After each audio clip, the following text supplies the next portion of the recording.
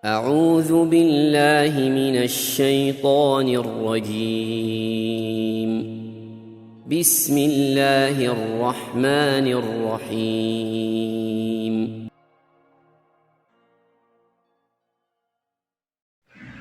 Bismillahirrahmanirrahim. Assalamualaikum warahmatullahi wabarakatuh. Ikhwani fiddin rahimani wa rahimakumullah.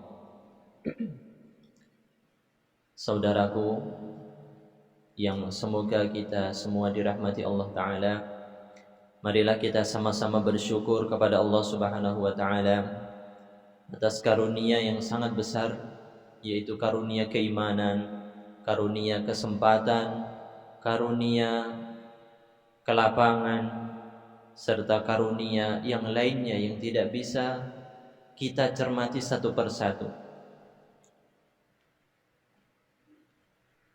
Wa in ta'uddu ni'matallahi la tuhsuha. Jika engkau menghitung nikmat Allah Ta'ala, kalian tidak akan bisa, kata Allah. Jangankan dihitungnya, lautan yang ada di muka bumi ini, kita tahu bahwa lautan di muka bumi itu kurang lebih 60% lebih banyak daripada isinya, ya. Kalau itu saja dijadikan tinta, ya, dan pohon-pohon semua yang ada di dunia ini dikumpulkan jadi sebuah pena, maka tidak akan bisa menghitung nikmat Allah Subhanahu wa Ta'ala. Karena kita tidak bisa menerawang mana bentuk nikmat Allah yang nampak, mana yang tersembunyi. Oleh karena itu kita senantiasa bersyukur atas nikmat Allah Ta'ala, dan mudah-mudahan dengan bersyukur itu Allah akan menambah nikmat tersebut kepada kita. Ikhwani fiddin rahimani wa rahimakumullah. Pada kesempatan kali ini, ya, pada malam hari ini, ya, kita akan sedikit membahas tentang sebuah perjalanan, ya, perjalanan manusia yang dimana dia akan melewati fase-fase yang sangat panjang. Kita melewati fase yang pertama di kandungan ibu itu berapa bulan? 9 bulan. Kemudian fase di muka bumi berapa bulan? Bertahun-tahun. Ada yang 4 tahun meninggal dunia, ada yang 6 pekan meninggal dunia, ada yang 60 tahun wafat, ada juga yang masih remaja Allah panggil. Tidak ada yang tahu, ya. Tidak muda, tidak tua, tidak sakit, tidak sehat, tidak tampan, tidak jelek, tidak canggih, tidak jelek, semua mati, ya. Dan mati tidak bertanya-tanya atau menawarkan diri. Kalau para nabi ditawarkan, seperti Nabi Adam alaihissalam ditawari, mau hidup berapa tahun lagi, atau mungkin menghadap Tuhan. Akan tetapi rata-rata para nabi memilih untuk kembali kepada Allah Subhanahu wa Ta'ala, ya. Karena mereka tahu bahwa kalau kembali kepada Allah dengan keridhaannya itu jauh lebih nikmat daripada harus tinggal di dunia meskipun menjadi seorang raja. Ikhwani fiddin rahimani wa rahimakumullah. Perjalanan manusia, ya. Kita tahu bahwa orang yang paling afdol, ya, kata Nabi adalah mereka yang paling baik akhlaknya. Orang yang paling afdol di muka bumi itu yang paling bagus akhlaknya, ya. Pernah ditanya siapa yang paling afdol, kata Nabi yang paling bagus akhlaknya. Ahsanuhum akhlaqa. Kemudian ditanya waman huwa al-aqyas, dan siapa yang paling cerdas. Kemudian kata Nabi, ya, yang cerdas itu adalah yang tahu masa depan sesudah mati dan dia mempersiapkan amalan untuk di bawah mati. Itu adalah orang yang cerdas. Gambarannya seperti kita lah, manusia yang masih muda ya. Kalau masih muda dia olahraga ya nggak? Olahraga, lari, jogging, kemudian makan hati-hati, tidak sembarangan ya. Makan gorengan sedikit, makan buah-buahan banyak, makan sayur-sayuran. Kenapa? Karena dia tahu ada masa tua yang kelak dia akan menghadapi berbagai macam problem kesehatan. Kalau dia tidak hati-hati di masa mudanya, nanti tua belum masuk 50 tahun udah asam urat, udah stroke, udah tidak jelas lagi pandangannya. Kenapa? Karena di masa mudanya tidak pernah memperhatikan kesehatannya. Pokoknya apa makanan di depan dihantam semua. Udang hantam, gorengan apalagi, sirup oke, jus ya, kalau jus bagus lah ya. Apalagi Sprite, wah tidak boleh ketinggalan. Fanta harus, Coca-Cola wajib ya. Tua sakit-sakit ya. Kalau sudah tua sakit-sakit itu disebabkan karena kesalahan dia dalam memilih jalan. Oleh karena itu, orang yang cerdas adalah orang yang mempersiapkan di masa yang akan datang. Sama seperti ada sebuah kisah ya. Ada seorang syekh, orang tua. Dia ini sangat energik di masa tuanya. Pandangannya masih bagus, hafalannya masih bagus, bicaranya juga masih bagus, jalannya juga masih bagus. Ditanya, ya Syekh, apa rahasia Anda kenapa kok di usia yang sekian masih segar bugar? Apa kata dia? Saya waktu masih muda ya, menjaga diri dari apa yang Allah haramkan, sehingga di masa tua Allah menjaga badan saya dari apa-apa yang membuat saya sakit. Ya, rahasianya adalah menjaga diri dari sesuatu yang Allah haramkan ya. Termasuk diantaranya tidak berlebihan dalam hal makan. Makan sampai kenyang sekali, sampai penuh perutnya, sampai tenggorokan sini ya. Kalau setiap makan sampai ke tenggorokan tidak bisa bernapas, itu tanda-tandanya orang sakit ya. Ada apa aja dihantam. Ini adalah orang yang tidak memperhatikan kesehatannya. Sama seperti kita ini teman-teman. Orang yang cerdas itu adalah orang yang mempersiapkan bekal untuk dibawa mati. Itu orang cerdas. Sama seperti orang yang umumnya tadi. Hati-hati dalam memilih makanan, hati-hati dalam bergaul, hati-hati dalam berolahraga, supaya di masa tua sehat, tidak sakit-sakit. Sama seperti kita, kalau kita hati-hati di dunia ini ya, hati-hati dalam memilih makanan, jangan sampai ada sesuatu yang haram masuk ke dalam tenggorokan. Jangankan ke tenggorokan, ke lidah saja jangan. Karena kalau sudah sampai di lidah, terkadang kita tidak terasa menelan ludah, dan ludah itu yang akan menjadi nutrisi untuk dirinya. Sedangkan kalau sudah sampai menjadi daging, fannaru aulami.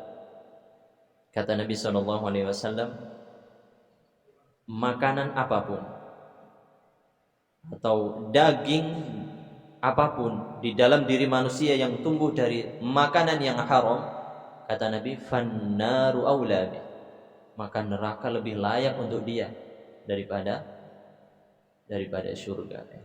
Cuman gara-gara makanan yang haram, meskipun sedikit ya. Meskipun sedikit ya. Oleh karena itu kita dituntut untuk cerdas ya. Cerdas dalam hidup. Karena kita hidup itu satu kali, sedangkan pertanggungjawabannya itu sangat luar biasa lama. Oleh karena itu pada kesempatan kali ini ya, kita akan melihat sejauh mana kita akan berjalan sampai ke surga atau jatuh ke neraka, naudzubillahi min dzalik. Melewati dari hadis Nabi SAW.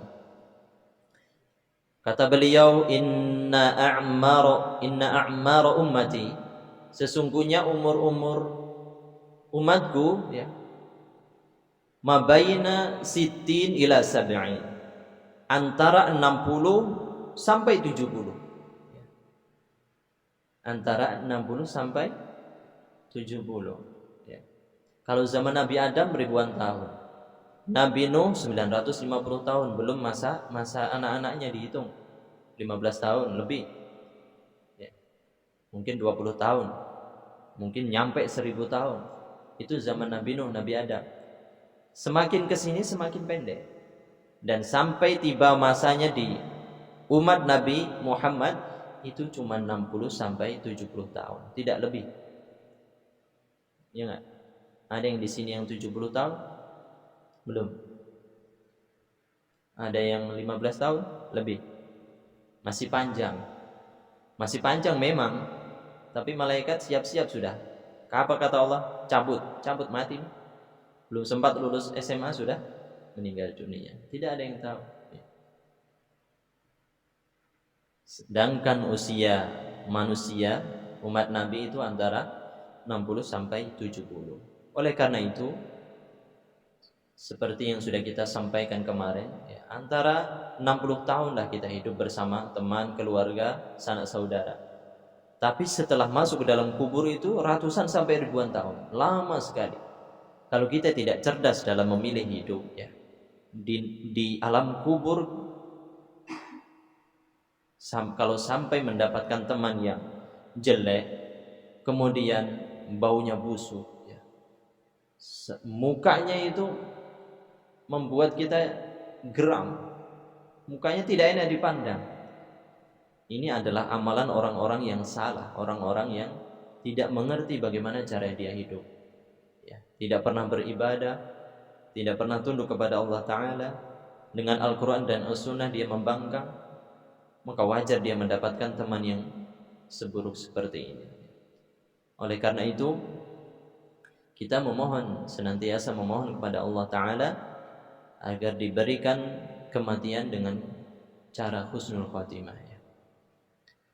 Kalau sudah tiba saatnya, ya, setelah terompet sangkakala itu 2 kali ditiup oleh malaikat Israfil, maka tiba saatnya hari kebangkitan. Dari kematian sampai kebangkitan itu panjang. Kita langsung ke hari kebangkitan saja, karena tidak cukup itu sampai Isya. Mungkin setelah Isya baru lanjut lagi, baru bisa terkejar ini pembahasan. Tapi kita langsung ke pembahasan Yaumul Ba'ats. Yaumul Ba'ats, apa itu Yaumul Ba'ats? Ba'ats artinya kebangkitan. Yaumul Ba'ats artinya hari kebangkitan. Hari di mana ketika sangkakala yang kedua sudah ditiup, semua manusia akan bangkit. Akan bangkit dari kuburnya, dan yang paling pertama dibangkitkan adalah Nabi kita sallallahu alaihi wasallam. Ada juga yang mengatakan Nabi Ibrahim alaihi salam. Karena dulu Nabi Ibrahim mempertahankan akidahnya sehingga beliau dilempar ke dalam api yang bergejolak dan beliau dibakar dengan api tersebut. Sebagai balasan di akhirat, Allah akan membangkitkan Nabi Ibrahim untuk pertama kalinya, dan dipakaikan baju sebagai ganti. Dulu pernah dibakar dengan baju-bajunya langsung orang-orang. Ada yang mengatakan demikian. Tapi yang benar wallahu a'lam, yang pertama kali dibangkitkan adalah Nabi kita sallallahu alaihi wasallam. Allah Subhanahu wa taala berfirman, "Wa anna as-sa'ata atiyatun la raiba fiha." Dan sesungguhnya hari kiamat itu pasti datang, tidak ada keraguan di dalamnya. Wa anna Allaha yab'atsu man fil qubur. Dan Allah akan membangkitkan siapapun yang berada di alam kubur. Orang-orang akan dibangkitkan sesuai dengan siapa yang dijadikan pedoman. Kata Nabi, al-mar'u ala man ahabba. Seorang itu akan bersama dengan siapa yang dicintai. Di dalam riwayat At-Tabrani, kalau tidak salah, ada sebuah riwayat mengatakan, wa anna rajulan, ya, yuhibbu qauman yuhsyaruna ma'ahum au kama qala alaihi salatu wasallam. Seorang laki-laki yang mencintai sebuah kaum, maka dia akan dibangkitkan bersama kaum tersebut. Kalau dia cinta Nabi sallallahu alaihi wasallam, insyaallah dia akan dibangkitkan bersama dengan Nabi. Dia cinta dengan Nabi, dia cinta dengan sunnah Nabi. Begitu dibangkitkan, lihat kanan ada para sahabat, lihat ke depan ada Rasul sallallahu alaihi wasallam, lihat kiri ada orang-orang soleh yang senantiasa mengikuti jalannya Nabi. Kalau orang mencintai, contohnya cinta Qarun, ya misalnya cinta Qarun, ya. Dia cinta Qarun karena hartanya banyak, ya enggak? Kuncinya aja dipikul sampai 7 orang yang kekar badannya, itu baru kuncinya. Bagaimana dengan gudangnya? Gudangnya besar sekali, kuncinya aja lebih besar daripada tembok ini kalau tidak salah. Kalau dia cinta dengan Qarun, maka kelak akan dibangkitkan bersama Qarun. Kalau dia suka atau sering, mohon maaf, korupsi, ya, atau mengambil hak orang lain, ya kelak akan dibangkitkan bersama mereka. Kalau orang yang suka korupsi nanti bangun, lihat kanan, ahli korupsi, lihat kiri, ahli koruptor, lihat ke depan, koruptor tonji juga. Ya. Kalau ahli maksiat, ahli suka mencuri, kelak akan dibangkitkan bersama orang-orang yang suka mencuri. Al-mar'u 'ala man habba. Seorang akan bersama dengan orang yang dicintai. Secara tidak langsung, kalau orang ngikut-ngikut, orang copet ikut copet, orang curi ikut curi, orang maling ikut maling, ya kelak akan dibangkitkan bersama mereka. Itu menurut riwayat. Oleh karena itu, jangan salah mencintai. Dan cinta yang paling benar untuk seorang manusia kepada manusia adalah cinta kepada Nabi kita sallallahu alaihi wasallam, dan itu tidak akan pernah merugi, dan kita bahkan insyaallah akan mendapatkan syafaat dari beliau insyaallah taala. Kemudian setelah hari kebangkitan, semua manusia dibangkitkan di padang mahsyar. Semua dibangkitkan. Kelak mereka akan berdiri di sebuah tempat, arasat yaumal qiyam. Arasat itu la bina'a wala ashjar. Di dalam arasat itu tidak ada bangunan sedikit pun, tidak ada pohon-pohon, karena ini bumi sudah diratakan dengan tanah. Bahkan seperti gunung itu sudah dihancurkan oleh Allah Ta'ala, sehingga nanti dunia ini akan rata, lurus, sejauh mata memandang, tidak ada lagi gunung, tidak ada lagi pohon, semua rata. Begitu dibangkitkan, manusia dibangkitkan, semua berkumpul di hadapan Allah Subhanahu wa Ta'ala, menunggu persidangan Allah Subhanahu wa Ta'ala selama berapa tahun? Bukan 15 tahun, tapi 50.000 tahun. Miqdaru khamsina alfasana. Lamanya 50.000 tahun. Ada di dalam surah Al-Ma'arij itu.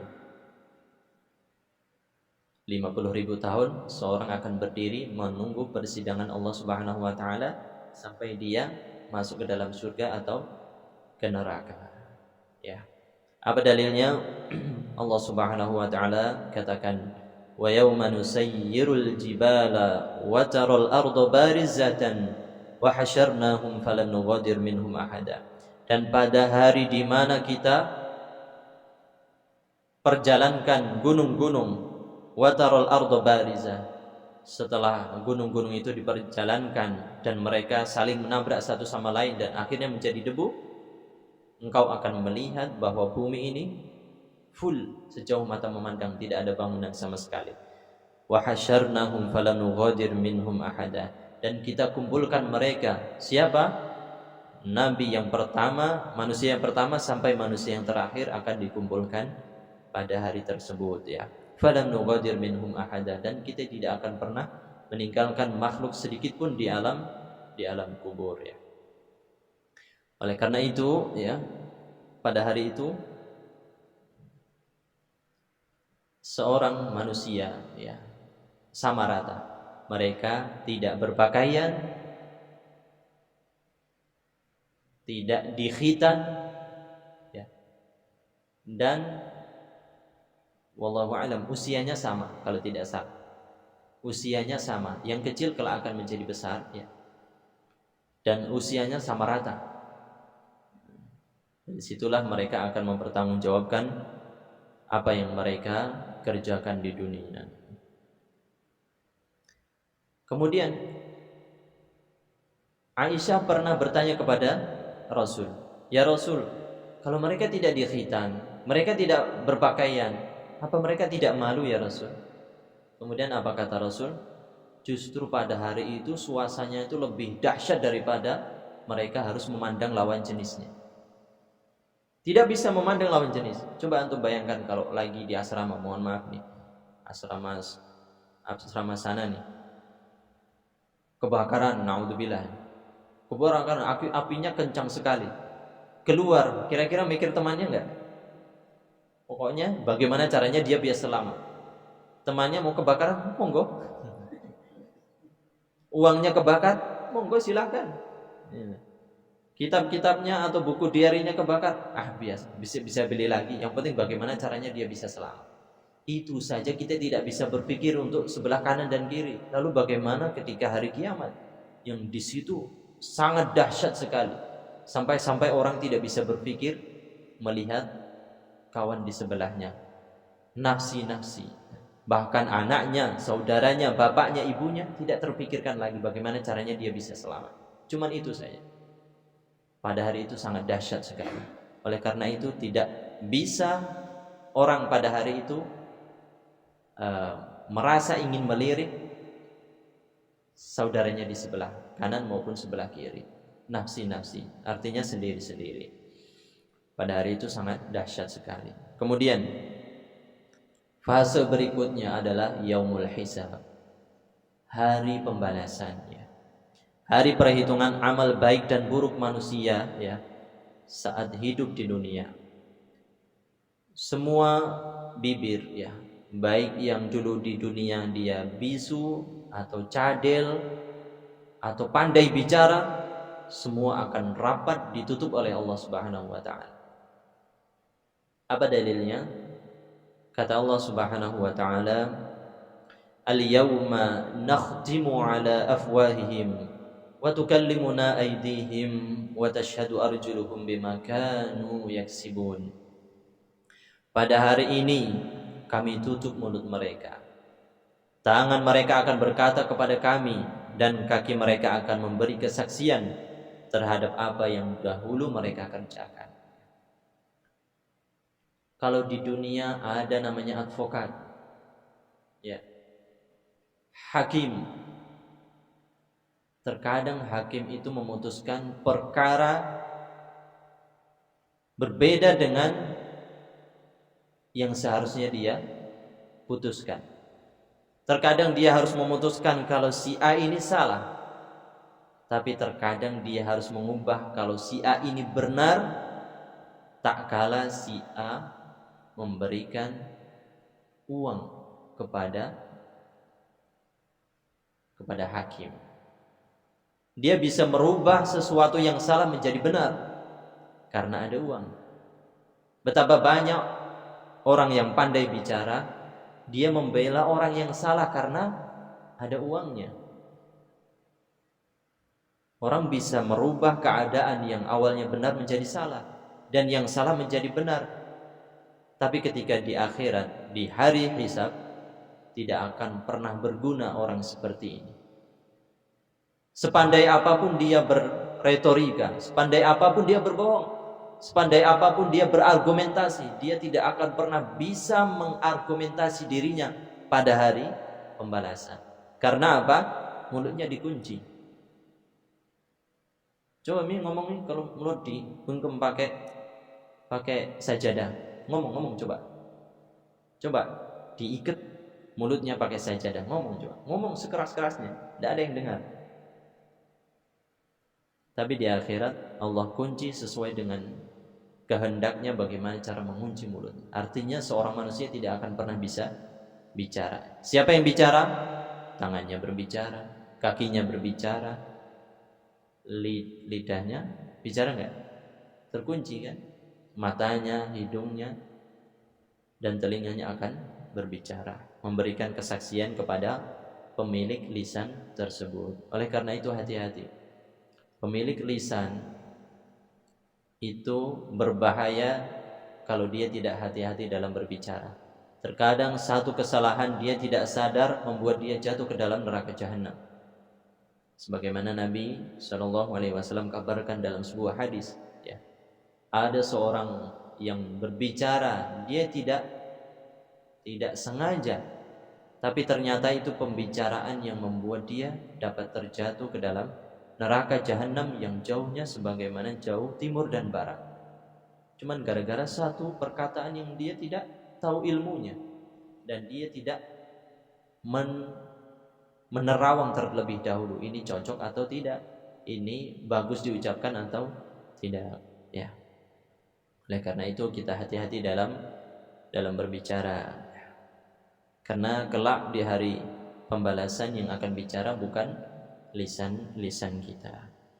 Kemudian fase berikutnya, setelah melewati 3 fase ini, ada yang namanya fase yaumul mizan, hari di mana timbangan catatan amal baik dan buruk itu akan ditampakkan. Mizan itu seperti apa besarnya? Kata Nabi ketika ditanya bagaimana mizan itu, kata beliau, huwa azim, dia sangat besar sekali. Dia memiliki 2 neraca, kanan dan kiri. Akan tetapi, ya, dia sangat potensial. Kita sangat jelas melihat kalau catatan amal kita bagus, kita akan bahagia melihatnya. Kalau catatan kita buruk, kalau timbangan keburukan lebih berat, maka hati-hati. Disitulah kecelakaan yang tidak pernah bisa habis kita sesali, dan kita berlindung kepada Allah dari hal tersebut. Semoga timbangan amal baik kita itu lebih berat daripada timbangan keburukan. Amin Allahumma amin. Dari situlah semua manusia akan melihat timbangannya.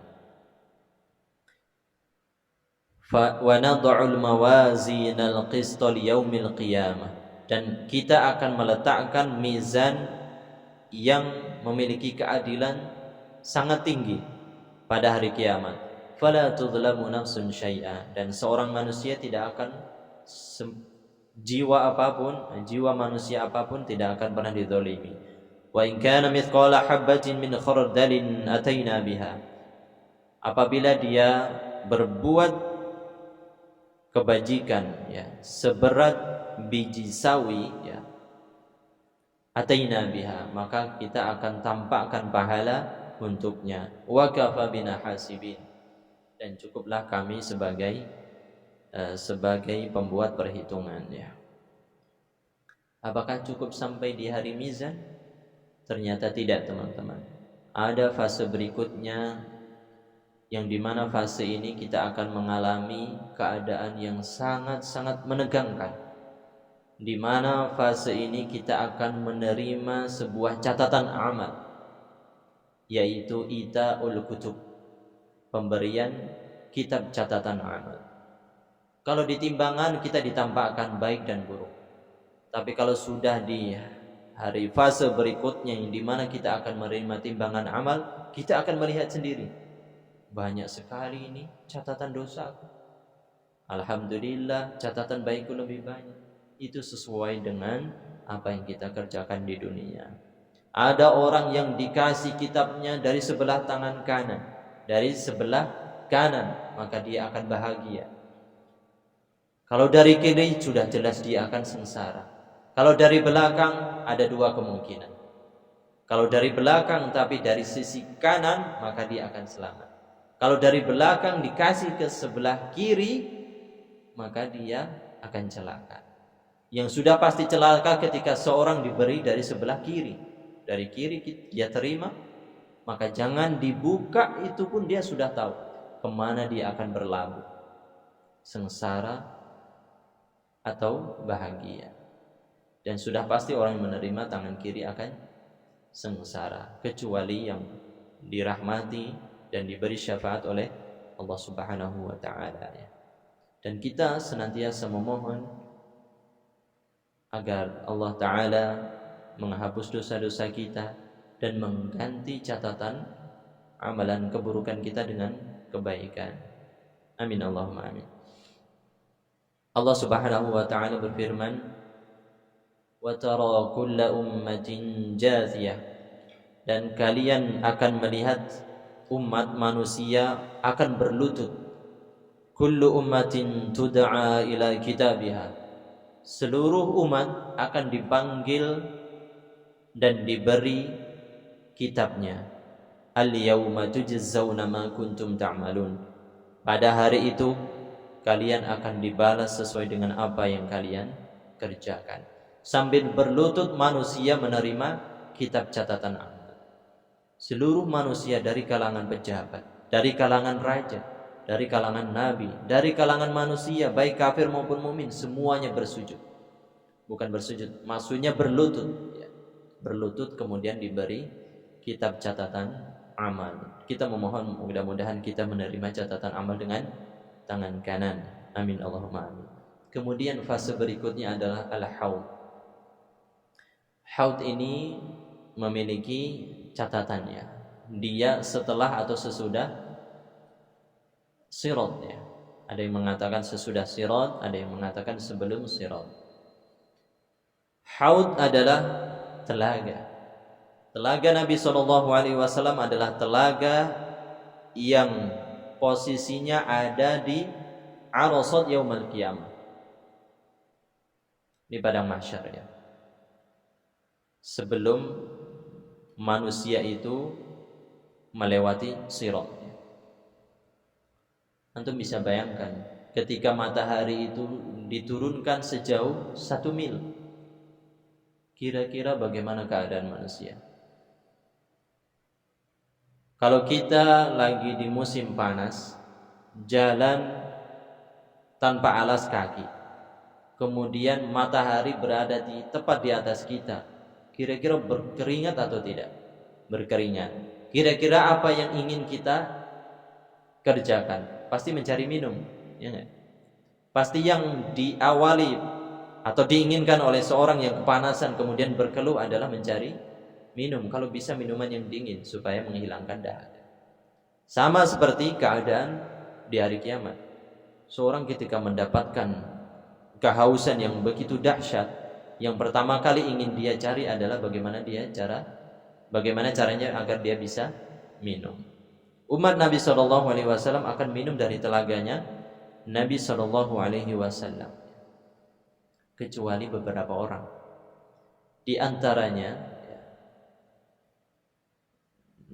Nabi kelak akan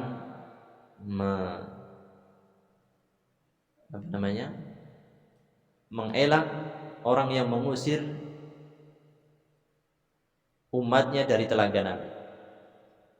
Ada orang mau minum dari telaga Nabi, tiba-tiba diusir oleh malaikat. Kata Nabi, tunggu, itu umatku. Apa kata malaikat? Anta la tadri ma ahdatsu ba'dak. Engkau tidak tahu wahai Rasul apa yang telah mereka kerjakan setelah engkau meninggal. Ini menjadi dalil bahwa orang yang sudah jelas ajaran Islam ini telah sempurna, dia mengubahnya dan menambahinya. Dia tidak puas dengan apa yang diajarkan oleh Al-Quran dan As-Sunnah, sehingga dia pengen berkreasi dalam agama. Sehingga orang-orang yang seperti ini kelak tidak akan pernah minum dari telaganya Nabi. Bagaimana mau minum? Mau mendekat saja sudah diusir oleh malaikat. Dia tidak akan bisa minum. Kata Nabi, kalau sudah begitu, suhkan, singkirkan dia dari telagaku. Makanya di antara orang yang akan diusir dari telaga Nabi adalah orang yang punya kreasi menambahi syariat Islam. Punya kreasi sendiri. Dia tuh gak puas dengan syariat Islam, tapi pengen punya kreasi sendiri. Ini loh ajaran Islam, ini loh ajaran syariat, ditambahin sendiri oleh diri dan nafsunya. Sehingga orang seperti ini akan diusir dari telaganya Nabi. Lalu bagaimana dia akan menghilangkan rasa dahaganya, sedangkan dia mau mendekat saja sudah diusir. Kemudian yang kedua adalah orang yang murtad.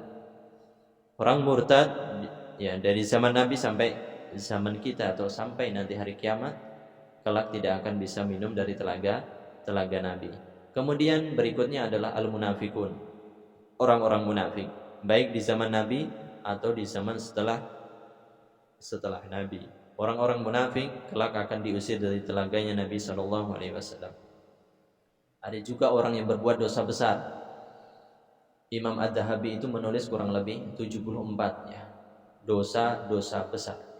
Orang yang melakukan dosa besar termasuk berbuat syirik, kelak tidak akan bisa minum dari telaganya Nabi sallallahu alaihi wasallam. Meskipun dia mengikrarkan dia sebagai seorang muslim, tapi kalau dia mau menyekutukan Allah, kelak akan diusir dari telaganya Nabi ya. Kita memohon mudah-mudahan kelak di akhirat kita bisa meminum dari telaganya Nabi, karena barang siapa yang bisa minum, man syariba ma'al haud atau kama qala alaihi salatu wasalam, barang siapa yang minum dari telagaku lam yadhma abada, maka dia tidak akan pernah haus untuk selama-lamanya sampai dia masuk ke dalam surga.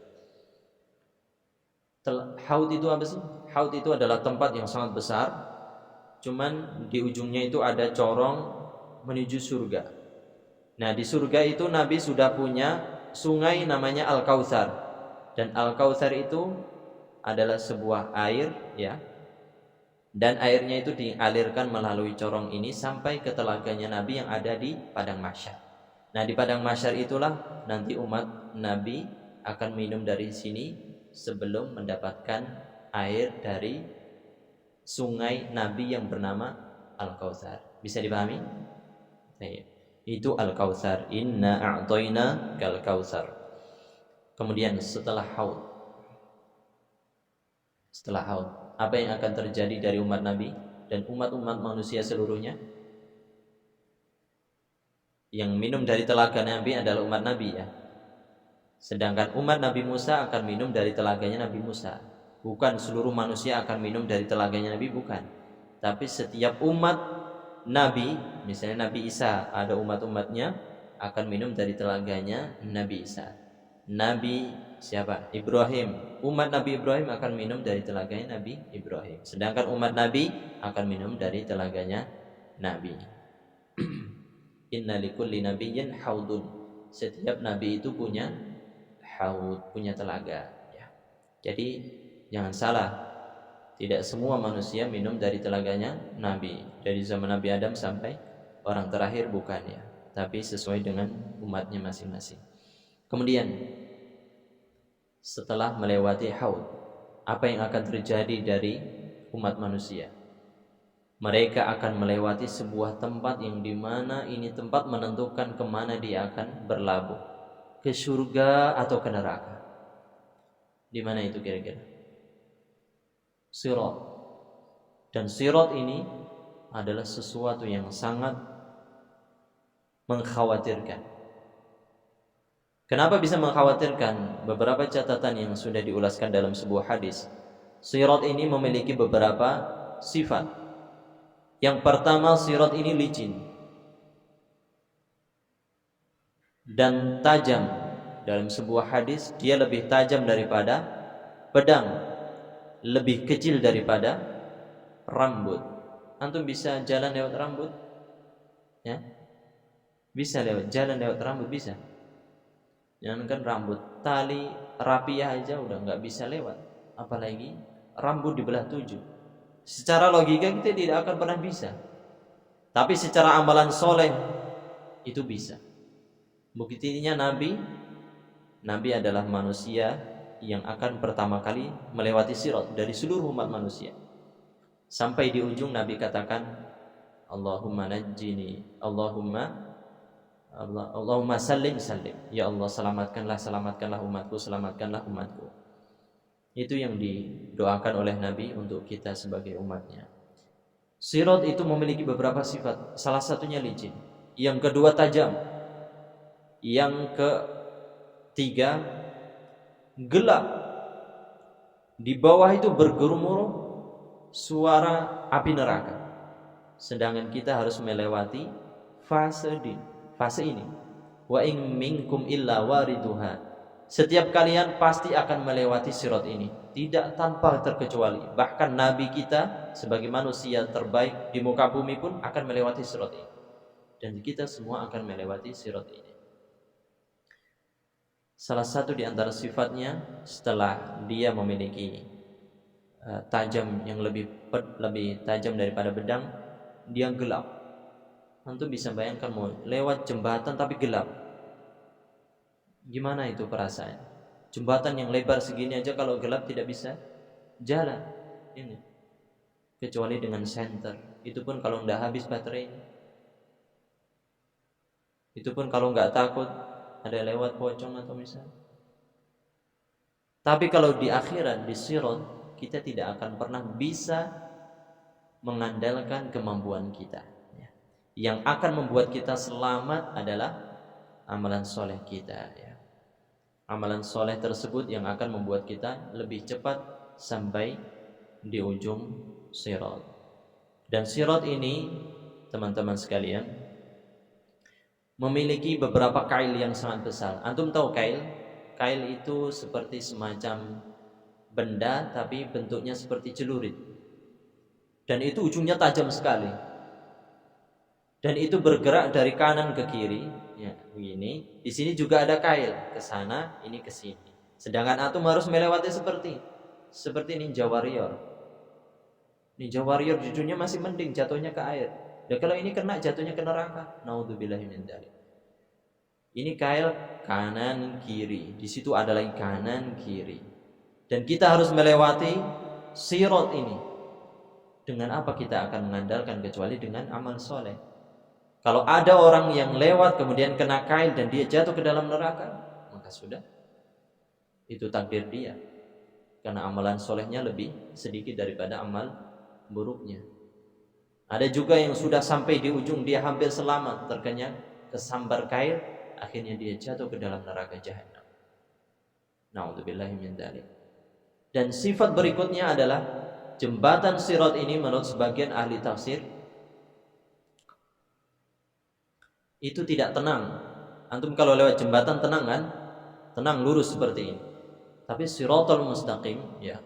Sirat, jembatan yang ada di atas neraka jahanam, dia tidak menetap lurus seperti ini, tapi dia goyang ke kanan ke kiri. Ya. Goyang ke kanan dan ke kiri ini yang membuat orang itu tidak bisa lewat. Dan mustahil orang bisa lewat secara logika. Lagi-lagi yang bisa membuat dia selamat adalah amal solehnya. Dan kita memohon kepada Allah Ta'ala di hari itu, mudah-mudahan Allah selamatkan kita semua melewati siratal mustaqim. Amin Allahumma amin, ya. Dan sirat ini meskipun dia sangat tajam daripada pedang, banyak kail yang akan menyambar, dan sangat gelap dan sangat licin, tidak mustahil kita bisa melewatinya. Akan tetapi dengan syarat kita memiliki amalan soleh yang banyak, ya. Dan senantiasa memohon kepada Allah Subhanahu wa taala. Tsumma nunajjil ladzina taqaw wa nadharul zalimin fiha jithiya. Setelah itu manusia akan dimasukkan ke dalam surga atau neraka. Wasiqal ladzina kafaru ila jahannam sumara. Orang-orang kafir dibawa ke neraka jahanam secara rombongan-rombongan. Ya, orang kafir ya nggak usah minum telaganya lah, langsung dikirim masuk ke dalam neraka. Nggak usah lah lewat sirat, langsung masuk aja lah. Mau ngapain lewat sirat? Orang dia tidak punya amalan baiknya, sedekahnya, buat baiknya sudah dibalas di dunia, sedangkan dia tidak memiliki pahala, yang langsung masuk ke dalam neraka jahanam. Wasiqal ladzina taqaw rabbahum ilal jannati sumara. Dan orang-orang yang bertakwa kepada Rabb-nya akan dibawa ke surga secara rombongan-rombongan. Setelah melewati sirat, apakah kita masuk ke dalam surga? Belum. Sebagaimana yang kita sampaikan kemarin, kita akan melewati fase yang terakhir atau tempat yang terakhir sebelum kita masuk ke dalam surga. Destinasi atau tempat ini adalah tempat idaman seluruh manusia yang beriman, ya, yang beriman pengen sampai di tempat ini. Apa itu tempat ini? Tempat itu adalah Qantara. Di dalam sebuah hadis, ya, disebutkan fayuqassu li ba'dihim min ba'd, dan akan dikisos di antara sebagian mereka madzalimu kanat bainahum fid dunya, yang terjadi kezaliman di antara mereka ketika di dunia. Ya. Kezaliman di sini adalah kezaliman yang berasal dari hati. Dan kita tahu secara fisik hukuman akan diberikan pada hari pembalasan. Sedangkan yang bersifat abstrak tidak ketahuan akan dibersihkan di tempat ini, yaitu di Qantara. Wa naza'na ma fi sudurihim min ghillin ikhwanan ala sururin mutaqabilin. Dan kita cabut seluruh iri dengki yang ada di dalam hati mereka, ikhwanan ala sururin mutaqabilin, sehingga mereka seperti seorang saudara, kemudian mereka duduk berhadapan dan saling cerita di dalam surga. Terakhir, ya, teman-teman sekalian, fase dari hari kebangkitan sampai ke surga itu insya Allah akan kita raih dengan mudah kalau kita sudah melewati satu tempat yang dimana tempat itu kita mendapatkan kenikmatan. Di mana itu? Di mana kira-kira? Di alam kubur, ya. Kalau seorang sudah selama di alam kubur, fase berikutnya sampai dia masuk ke dalam surga itu akan mudah. Tapi kalau di kuburan dia sudah disiksa, maka hati-hati dan jangan berharap berikutnya akan mudah. Ya, kecuali yang diberi rahmat oleh Allah Subhanahu wa taala. Hal ini pernah terjadi oleh Utsman bin Affan radhiyallahu anhu. Sebagaimana riwayat Hani itu adalah pembantunya Utsman bin Affan atau budaknya Utsman bin Affan. Beliau katakan, adapun Utsman ketika beliau berada di depan kuburan, beliau menangis hatta yabulla lihyatahu, sampai janggutnya ini basah. Utsman bin Affan kalau disebutkan surga dan neraka beliau tidak menangis. Tadhkurul jannata wan nar fala tabki. Anda disebutkan neraka dan surga tidak menangis. Wa tabki min hadza. Sedangkan engkau Utsman kalau disebutkan kuburan, kenapa engkau langsung menangis? Faqala, maka dia berkata, coba lihat, perhatikan jawaban orang yang sudah tahu kehidupan yang akan datang. Dia sudah tahu bagaimana fase yang sangat dahsyat yang akan dia lewati. Kata Utsman bin Affan, innal qabra, sesungguhnya kuburan itu awwalu manzilin min manazilal akhir, rumah pertama seorang hamba dari rumah-rumah atau perjalanan di akhirat. Fa in naja minhu fama ba'dahu aisara minhu. Kalau dia selamat dari kuburan ini, maka setelahnya dia akan mudah darinya. Faman lam yanju minhu fama ba'dahu asyaddu minhu. Kalau dia tidak selamat dari kuburan ini, fama ba'dahu asyaddu minhu, maka setelahnya akan sulit dia hadapi. Di padang mahsyar dia kesulitan, di hari mizan kesulitan, ketika menerima kitab kesulitan, sampai di sirat dia akan kesulitan. Karena di kuburan adalah penentu awal dia bahagia atau tidak. Oleh karena itu Nabi kita sallallahu alaihi wasallam senantiasa mengajarkan sebuah doa, yang doa ini disunnahkan diucapkan sebelum salam, ya. Di luar salam juga boleh berdoa, ya. Tetapi doa ini disunnahkan kita ketika sebelum salam setiap sholat. Apa doanya? Allahumma inni a'udzubika minal kubur, min adzabil kubur wa min adzabi jahannam wa min fitnatil mahya wal mamat wa min syarri fitnatil masiihid dajjal. Inilah doa yang diajarkan oleh Nabi kita untuk senantiasa kita baca sebelum kita melakukan salam ketika sholat, ya. Mudah-mudahan Allah memberikan karunia yang besar kepada kita dan memberikan kesadaran kepada kita untuk senantiasa mempelajari ilmu agama. Karena dengan ilmu agama itu kita akan tahu kemana kita akan berlabuh, kemana kita akan berjalan, kemana kita harus menuntun diri kita. Dan hanya dengan ilmu agama kita akan tahu mana yang halal, mana yang haram, mana yang syubhat, yang membuat kita lebih hati-hati. Dan dengan kehati-hatian itulah kita akan menjadi orang yang bertakwa. Dan ketika orang memiliki ketakwaan, maka ketakwaan itulah adalah sebaik-baik bekal untuk kita bawa ke akhirat. Mudah-mudahan bermanfaat muhadharah pada kesempatan kali ini. Kita memohon ampunan dari Allah Ta'ala dan keberkahan, dan kita akhiri dengan membaca doa kafaratul majlis. Subhanakallahumma bihamdika asyhadu an la ilaha illa anta astaghfiruka wa atubu ilaik. Assalamualaikum warahmatullahi wabarakatuh.